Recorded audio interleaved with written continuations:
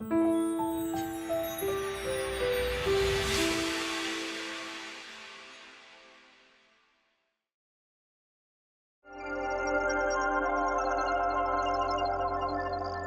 year on April 25th, Australia and New Zealand pause in solemn unity to honor the courage, sacrifice, and enduring legacy of their soldiers, especially those who served in the harrowing trenches of World War I. ANZAC Day, named after the Australian and New Zealand Army Corps, is not merely a commemoration, it is a national ritual of remembrance, resilience, and reflection.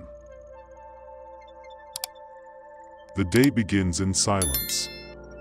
Before sunrise, thousands gather at dawn services held in cities, towns, and remote outposts across the country. The timing is symbolic. It echoes the moment in 1915 when ANZAC troops landed on the shores of Gallipoli under the cover of darkness. As the first light breaks, bugles sound the haunting notes of the last post, followed by a minute of stillness that seems to stretch across generations.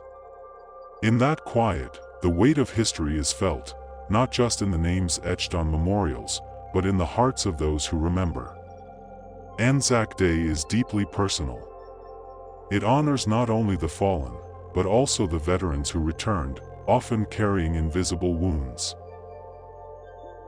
It pays tribute to those who served in later conflicts, World War II, Korea, Vietnam, Afghanistan, and to the families who bore the cost of war in silence.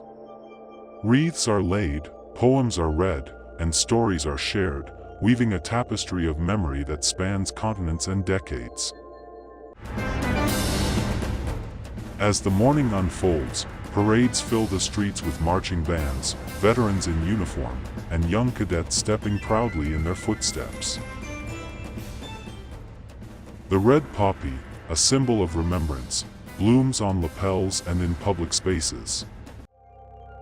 Schools, communities, and military organizations come together in a spirit of intergenerational respect, ensuring that the legacy of service is never forgotten. Yet ANZAC Day is not a celebration of war, it is a meditation on its cost.